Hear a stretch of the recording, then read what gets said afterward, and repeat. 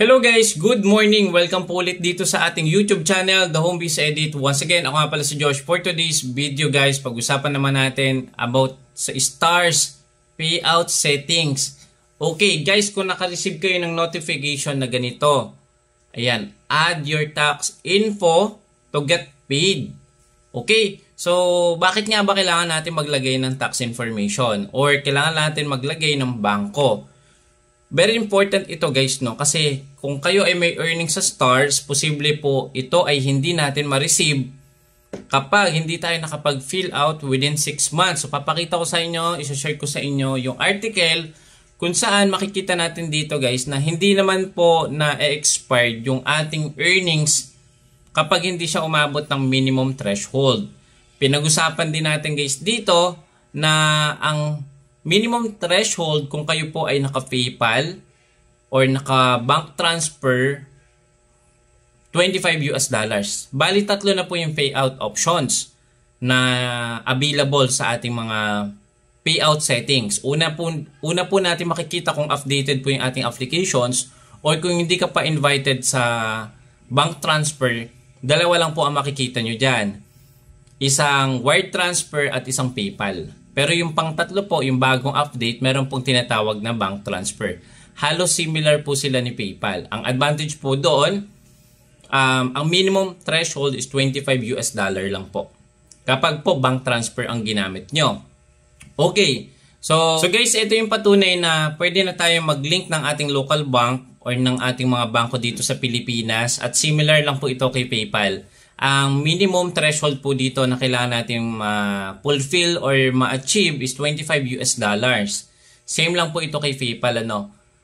Mare-receive po natin ang ating payout after po ma-credit sa ating mga bangko within 2 to 3 business days. Unlike po dito sa wire transfer, ang kailangan po natin ma-meet or ma-fulfill na earnings ay $100 US.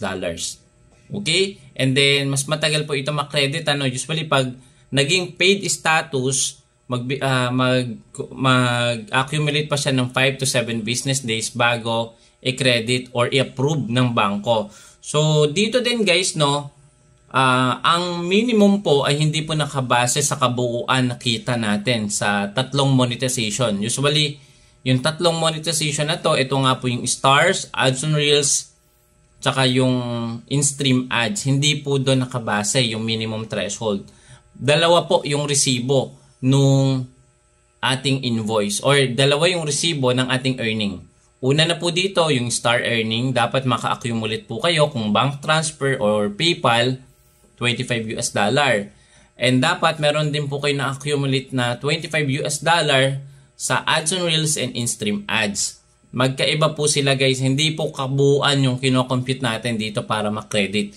Dapat po na-meet nyo po yung $25 US sa in-stream ads, ads on reels, magkasama po yun. Ang nakahiwalay lang po na kailangan nating i-achieve yung sa stars.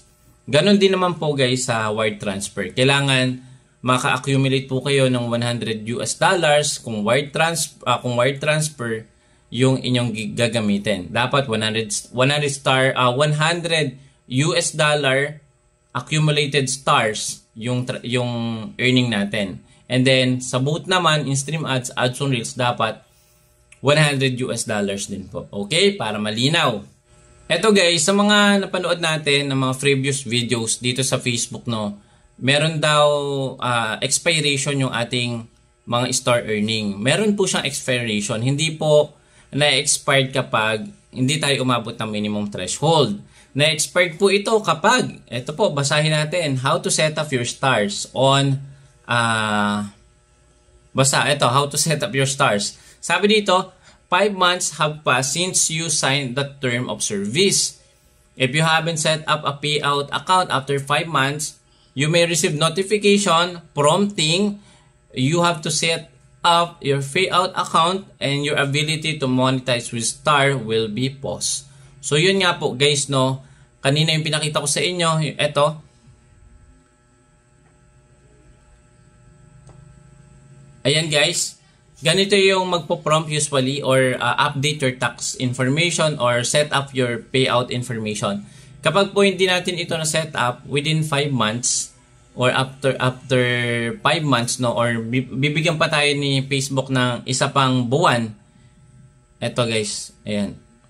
Okay, sabi dito, if 6 months from the date you sign the term of service pass and you still haven't set up your connected payout account, you will lose earning stars. So, yun nga guys, no, na-expired po yung ating na-generate or na-accumulate na stars once na hindi natin na-set up yung ating payout information within 6 months.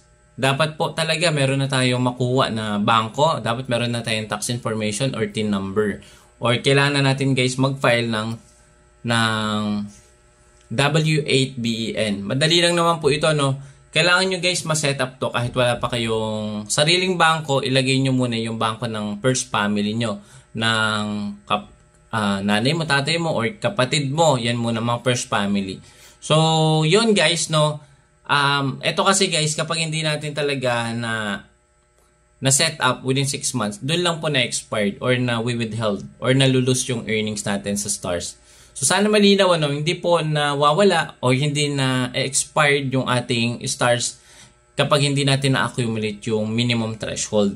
Kumbaga, habang wala pa yung minimum threshold and nakapag-set up ka na, kailangan mo lang maipon nyo sa mga susunod na buwan. For example, sa month of January, ang na-accumulate mo lang is $10, no? And then sa susunod 10, and then sa susunod na buwan 5. So meron ka na-accumulate na $25.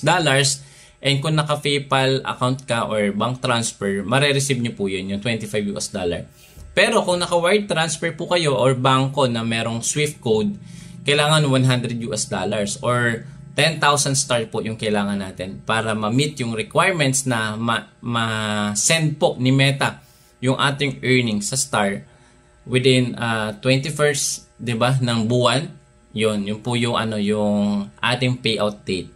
So, yun guys, sana malinaw para hindi po ma-expire yung inyong star. I-set up niyo na po ang inyong mga payout settings. So, kailangan niyo po dito ng bangko, kailangan niyo po ng TIN number, at kailangan niyo din po mag-file ng W8BEN kung non-US country po kayo. Kung nasa USA po kayo, iba po yung tax information na fill out nyo po dyan.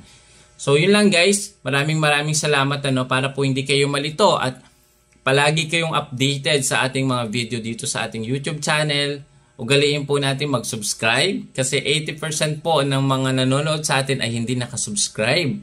So, pwede nyo po i-click yung subscribe button sa may ibaba at i-click nyo na din po yung bell icon or yung notification bell para ma-notify po kayo sa mga libre nating videos. Maraming salamat. See you sa susunod na video. Bye-bye!